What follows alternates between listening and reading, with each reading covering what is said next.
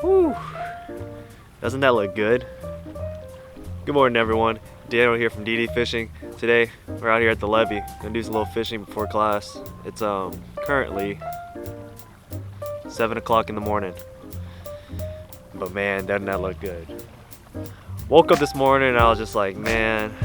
I checked the wind. It was supposed to be a south wind, blowing 20 miles an hour, but it doesn't look like it, right? But today we're gonna be targeting probably reds and trout. Flounder is kind of slow. Trout are actually kind of slow right now, so it's probably mostly gonna be redfish.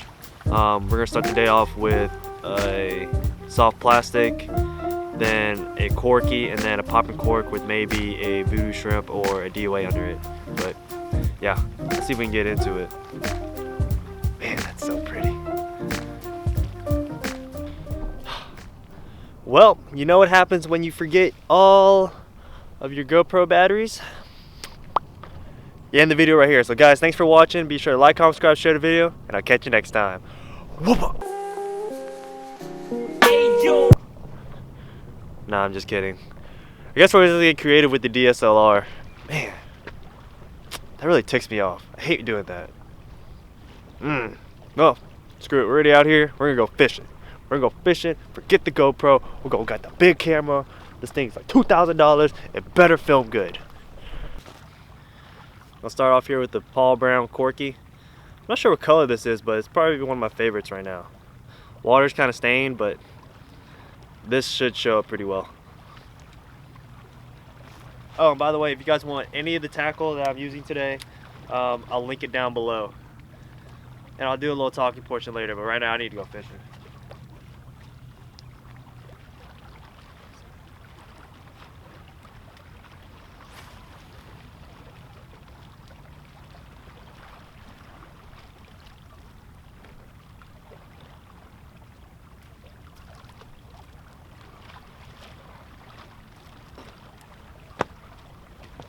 Alright, nothing here. We're gonna move on down. My tactic for fishing the levee is you're not gonna really find them in one concentrated area. They're gonna be pretty spread out. So all you do is like kind of stick and move and just stick and move. Fish maybe a spot for maybe, 10-15 minutes. If you get a bite, maybe 20. If I'm not catching them every other cast really. Trout and reds, they school up. Now, if you're catching really big trout, you're gonna only catch maybe 1 or 2 in that spot. So after you catch that 1 or 2, you're gonna wanna move. So, there we go. We're gonna move on down. I think my truck's being attacked. You guys don't live in Texas. This is what it's like living in Texas.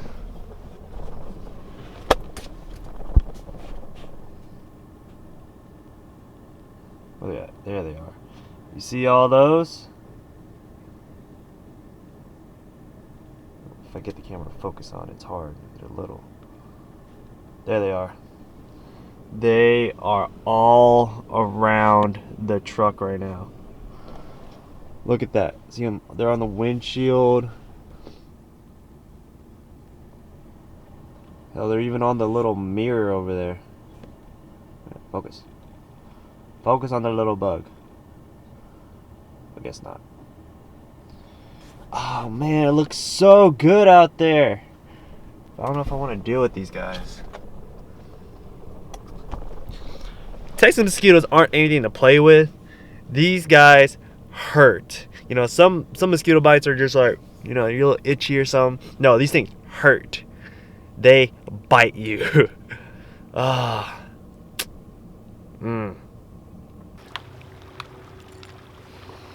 Starting here at a new spot. I'm gonna throw a Little John under a popping cork. Maybe stir something up. These fish are very difficult to catch. Guys, I don't know what to say. We've been out here for about 3 hours. Not even a nibble. I don't know. Like I said, wintertime is hard, and it's hard fishing. But you know what? I'm not gonna put this video up and just let you guys not see me catch fish or anything. I'm actually gonna give you guys tips right now. So let's do a tips and tricks. Alright guys, welcome to the tips and tricks portion. I did film this previously on the levee, but my audio glitched, so gotta do it again. But alright, here we go.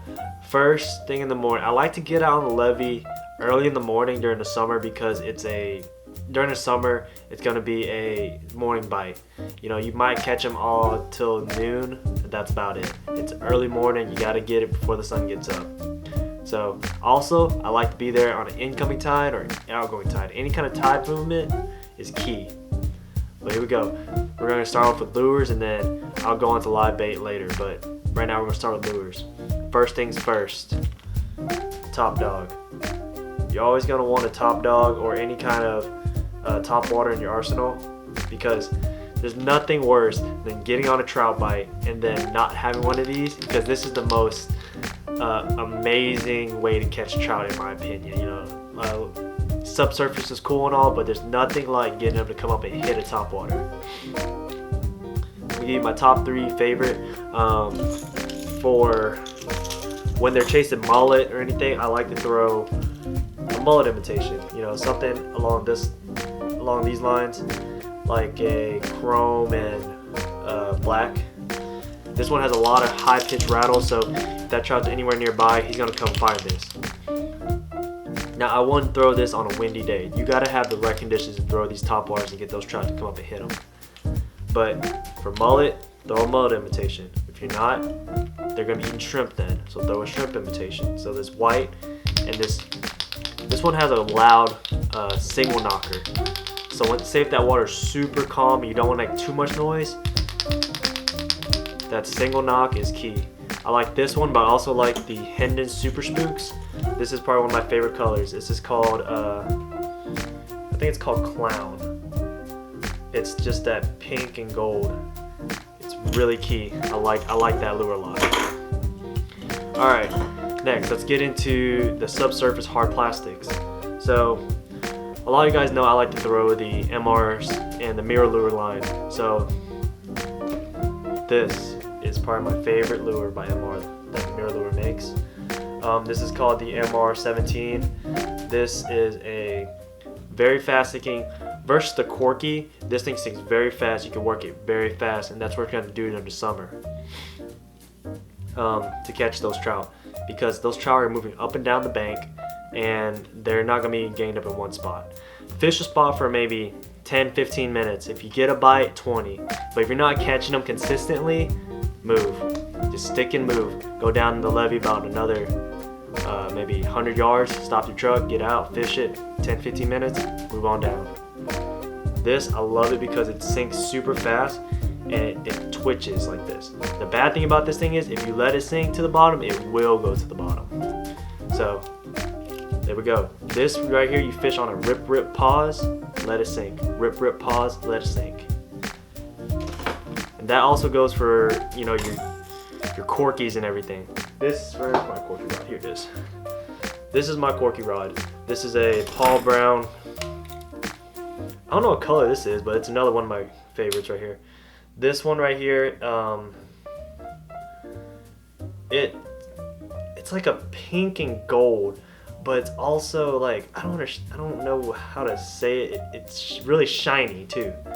And I'll go over the rod selection after the lures, but there we go. That's a key bait to a Corky. You don't have to just fish these in the winter. You can also fish them in the summer. They're really key. Just work them a little faster. Now, if the water's really stained and you want something that makes a lot of noise, a jerk bait. This thing is amazing.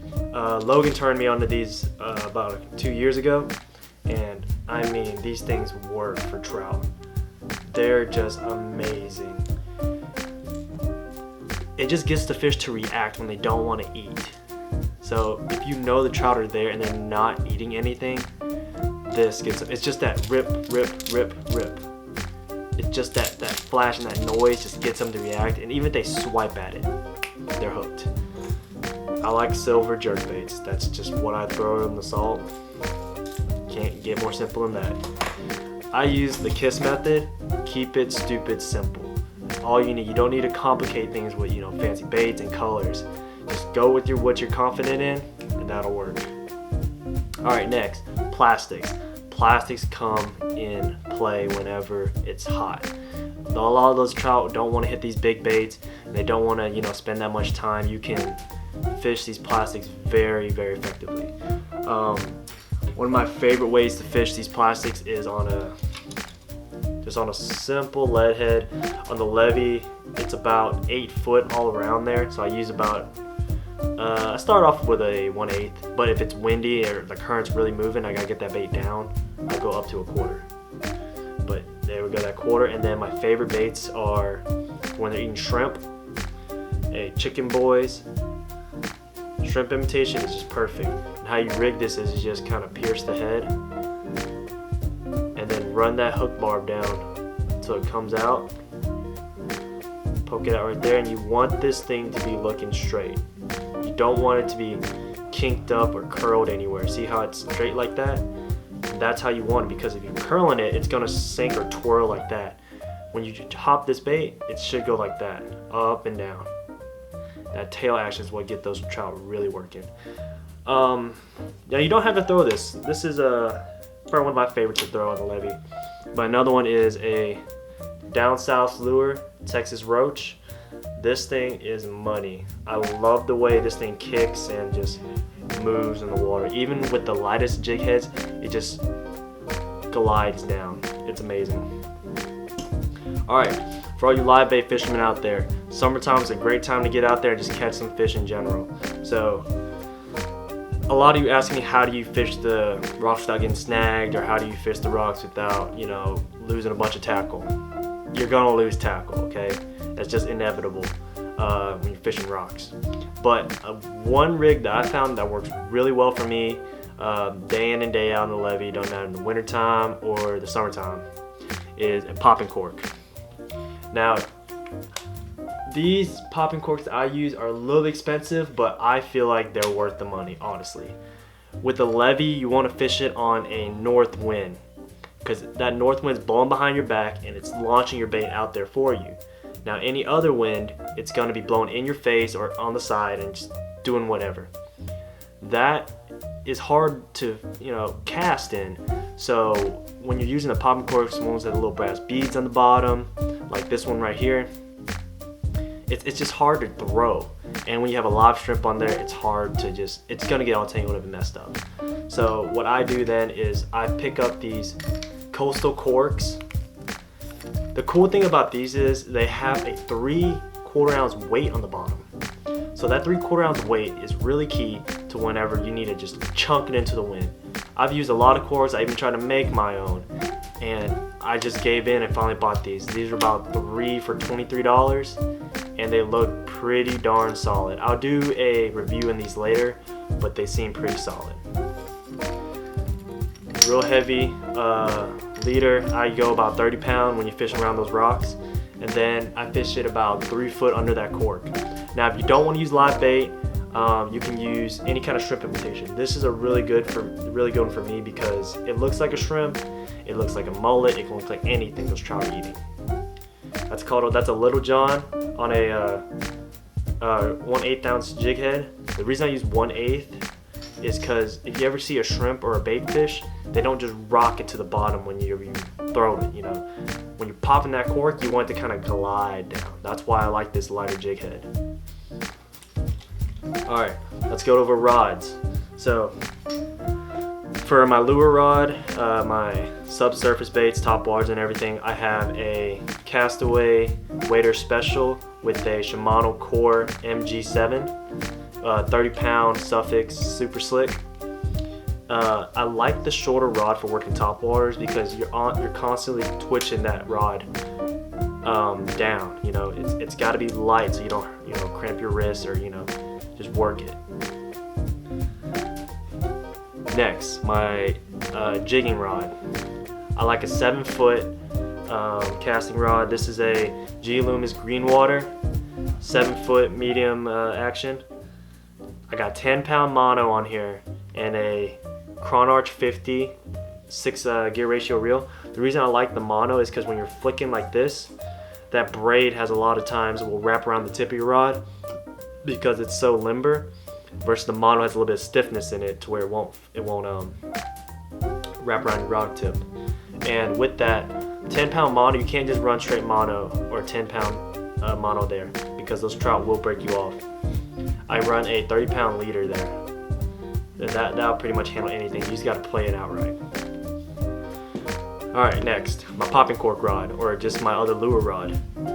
This is a Castaway Invicta 7-foot medium fast action rod. I got 30-pound suffix on here on a Corrado 200 E7.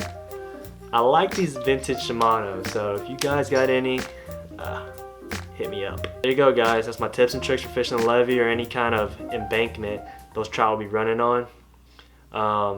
Hey, if you like the video and the tips and tricks, give me a big thumbs up. Let me know that you guys want more of these tips and tricks. But that's all I got for you today. Thanks for watching. Until next time, good fishing. Hey, yo.